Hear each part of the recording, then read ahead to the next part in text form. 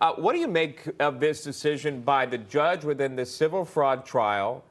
No jury, essentially expanding the gag order within the courtroom. Do you see it that way? And is this a normality or is this unprecedented? Your thoughts? Well, oftentimes in courtrooms, judges have a lot of latitude to control what's being said and who's saying it. But I think in this case, at every turn, President Trump has been prevented from, doing what he wanted to do.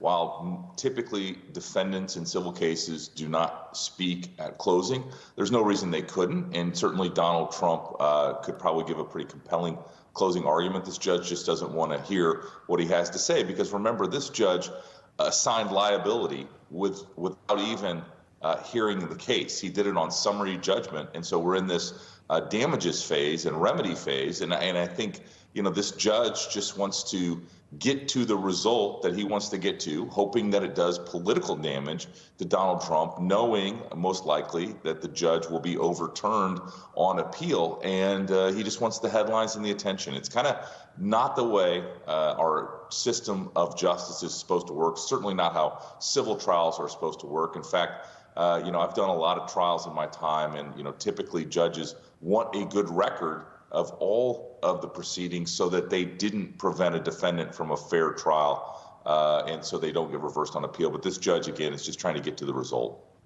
The judge definitely receiving a lot of attention over the course of the several-week trial, along with the state's attorney general, who appears in the courtroom, sitting behind Trump and watching as everything plays out. The Trump legal team has weighed in on this latest decision to stop Trump from speaking. Alina Habba releasing a statement just saying, briefly, is anyone surprised anymore? And Matt, really, that's kind of the question. Is there a surprise to be left? I mean, we're facing $370 million if you're in the Trump family here for how much you could be forced to pay. Any indication about where that decision would likely come down?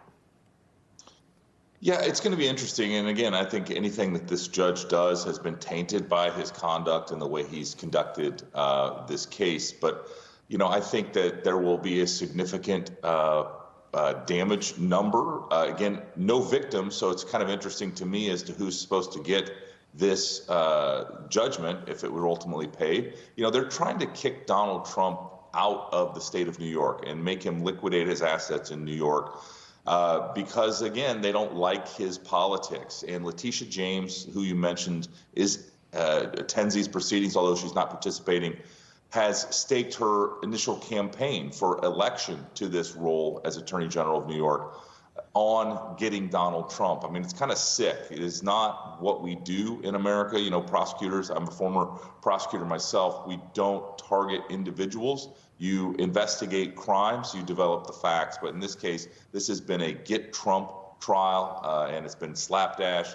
The defendant, Donald Trump, has not been given a chance to really defend himself. And this last straw on this is an inability to speak at the final statements that are made by the lawyers in conclusion.